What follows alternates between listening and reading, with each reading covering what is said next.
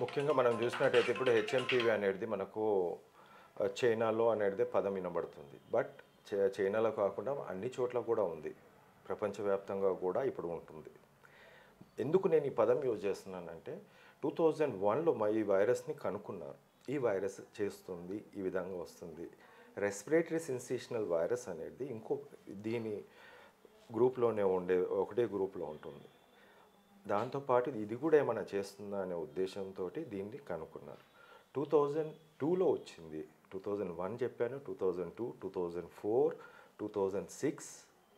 2006లో RTPCR ద్వారా దీన్ని మళ్ళీ చూడడం జరిగింది. ఆ తర్వాత 2012, 16 పేపర్ ఉంది, జనరల్స్ ఉన్నాయి, 18 ఉంది, 19 కూడా ఉన్నాయి. అంటే 21లో కూడా వచ్చింది. ఇవన్నీ కూడా ఈ ఇయర్స్లో శాస్త్రవేత్తలు, డాక్టర్స్ ఎక్కడైతే ఉంటారో వాళ్ళు ఈ కేసెస్ ఎన్ని కేసెస్ వచ్చినాయి, ఎలా ఉంది, ఇది ఏంటి వైరస్ అని చెప్పేసి చాలా డెప్త్గా పిల్లల్లో, పెద్దల్లో, అందరిలో కూడా చేశారు. ముఖ్యంగా మనం 2002-04లో ఏదైతే ఈ స్టడీ ఏదైతే నార్విన్ స్టడీ, వాళ్ళు అక్కడ స్టడీ చేసి 258 శాంపుల్స్ తీసినప్పుడు దాంట్లో ఇది ఆల్మోస్ట్ 71 కేసెస్ వచ్చాయి. చిన్న కంట్రీ, దాంట్లో 71 కేసెస్ వచ్చాయి. ఆఫ్ దట్ 41 ఏదైతే ఉన్నాయో 34 admitted in to the hospital. పిల్లలు అంటే బ్రాంకియోలైటిస్ అంటాము, బ్రాంకైటిస్ అంటాము, మిగతా బ్రాంకోనిమోనియా అనేది డెవలప్ అయినప్పుడు వాళ్ళని అడ్మిషన్ లోపలికి తీసుకుంటారు. బట్ సమ్ కంట్రీస్, ఇప్పుడు ఇండియా లాంటి కంట్రీస్లో మనం ఎర్లీగా వాళ్ళు ఐసీయూలోకి వెళ్ళరు. బట్ వేరే కంట్రీస్ అయితే ఇమీడియట్గా ఐసీకి తీసుకెళ్ళిపోతారు, చిన్న ఉన్న చూపించేస్తారు.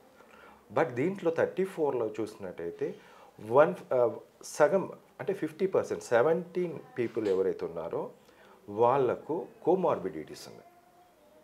కోమార్బిడిటీస్ అంటే ఇప్పుడు హార్ట్ డిసీజ్ కానీ, ఇంతకుముందు లంగ్ డిసీజ్ కానీ, కనెక్టివ్ టిష్యూ డిసీజ్ కానీ, మిగతా ఇంకేమైనా కిడ్నీ సమస్యలే కానీ, లేకుంటే బ్రెయిన్ సమస్యలు ఏదైనా ఉన్నా కూడా వాళ్ళలో సివియారిటీ ఎక్కువ ఉంది అని చెప్పేసి వాళ్ళు చెప్పారు.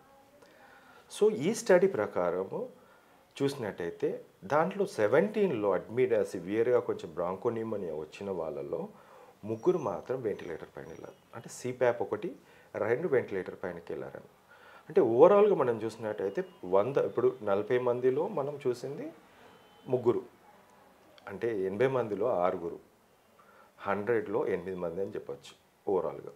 సో 8 పీపుల్ అనేది అప్పుడు ఆ టైంలో స్టడీలో చిన్నపిల్లల్లో. సో ఈ కోమార్బిడిటీస్ అనే వాళ్ళకి చాలా ఎక్కువ ప్రాబ్లమ్స్ ఉన్నాయి అనేది దాంట్లో. ఈవెన్ రెస్పిరేటరీ సెన్సేషనల్ వైరస్ ఏదైతే ఉందో దాంతో కూడా సేమ్ ఇలాంటి సమస్యలు వస్తుంటాయి. ముఖ్యంగా దీంట్లో సైన్స్ అండ్ సిమ్టమ్స్ మనం ఏం చేస్తాం, ఫస్ట్ కోల్డ్, కాఫ్, ఇది ఫస్ట్ లారింజైటిస్ అంటాం. పైన భాగంలోకి వెళ్ళినప్పుడు కోల్డ్ అనేది ఫస్ట్ ముక్కులో. సో దాని తర్వాత ఫారింగ్స్, కొద్దిగా మంట పుట్టడం, ఆ తర్వాత లారింగ్స్, వాయిస్ రాకపోవడం, డిఫరెంట్ వాయిస్ చేంజ్ అయిపోవడం.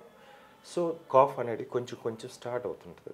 ఈ టైం 1-2 డేస్ టైంలో ప్రికాషనరీగా తల్లిదండ్రులు కంపల్సరీ డాక్టర్ కన్సల్ట్ చేయాల్సింది. కోరి తెచ్చుకోవడం అంటాము, మామూలుగా షేక్ హ్యాండ్ ఇచ్చి, లేకుంటే దగ్గున్న వాడి దగ్గరికి వెళ్ళి, because you have to avoid all those things. Mask పెట్టుకోవడం, షేక్ హ్యాండ్ ఆపడం, లేకుంటే ఎనీథింగ్. ఎవరన్నా దగ్గుతున్నారు పెట్టుకొని మాస్క్ కంపల్సరీ అడ్డం పెట్టుకొని ఏం లేదంటే అప్పుడు. But you cannot avoid in all the situations.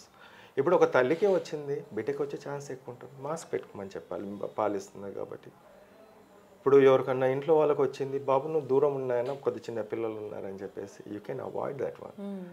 అనవసరంగా సినిమాల్లో, థియేటర్లో పోయి, లేకుంటే రద్దీ అయిన ప్రదేశంలో బస్లో కానీ ట్రావెల్ బాగా లేకుండా ట్రావెల్ చేయడము, లేకుంటే ఎవరికన్నా ఉన్నా కూడా మనకు వచ్చే ఛాన్స్ ఎక్కువ ఉంటుంది. ముఖ్యంగా వైరస్కి, బ్యాక్టీరియాకి మనం చూసినట్టయితే కోల్డ్ అనేది బ్యాక్టీరియాలు చాలా తక్కువ. సెకండ్, ఈ బాడీ పెయిన్స్, వీక్నెస్, నేను నడవలేకపోతున్నాను, అలాంటి ఒక్క పదం వినబడ్డా అది వైరల్ ఇన్ఫెక్షన్. హై సిఆర్పి ఇన్వెస్టిగేషన్లో that is indicative. Next comes ఇదేంటంటే మనకు ఈ సి రియాక్టివ్ ప్రోటీన్ అనేది మోస్ట్ ఇంపార్టెంట్. ఇంకొకటి ఏంటంటే ప్లేట్లెట్స్ అనేది ఓన్లీ వైరల్ ఫీవర్లో 4 లక్షలు ఉన్నా 2 లక్షలు పడిపోతాయి. డెంగ్యూ ఫీవర్ కానీ వైరల్ ఎనీ ఫీవర్స్ ఫీవర్ వచ్చినప్పుడు ఎనీ ప్లేట్లెట్స్ అనేవి ఫీవర్ ఎనీ తగ్గిపోతూ వైరల్ ఫీవర్ రాసి పెట్టుకోండి. ఇట్లా దాంట్లో ఇది కనిపించిందంటే definitely youth had to think that it is a viral fever, then go for the investigations. ముఖ్యంగా ఫస్ట్ థింగ్ అవాయిడ్ చేసుకోవడం. ఎవరన్నా దగ్గుతున్నా వాళ్ళని మీ పిల్లల దగ్గర రానియకుండా చూసుకోండి, పెద్దల దగ్గర రానియకుండా చూసుకోండి. ఈవెన్ నేను కూడా చాలా కాఫ్ ఉంది, ఫీవర్ ఉంది అంటే నేను వెళ్ళను, దూరం నుంచి బాగా చెప్తాను. బట్ అలాంటి ఫస్ట్ పాటించాలి. నెక్స్ట్ మాస్క్ అనేది కంపల్సరీ పెట్టుకోవాలి. పిల్లలు కూడా, చిన్న పిల్లల మీద ఎఫెక్ట్ ఎక్కువ ఉంటుంది, పెద్దవాళ్ళ ఎఫెక్ట్ ఎక్కువ ఉంటుంది. బట్ ఆల్రెడీ కోమార్బిడ్ కండిషన్స్లో చాలామంది కోవిడ్ వల్ల డ్యామేజ్ అయిన వాళ్ళు ఉన్నారు, వాళ్ళు కూడా మాస్క్ పెట్టుకొని వెళ్ళాల్సిన అవసరం ఉంది. సెకండ్, మంచి ప్రాపర్ డైట్, హై ప్రోటీన్ మంచి డైట్ తీసుకోవడం వల్ల ఇమ్యూనిటీ పెరుగుతుంది, ఎటువంటి సమస్య రాదు.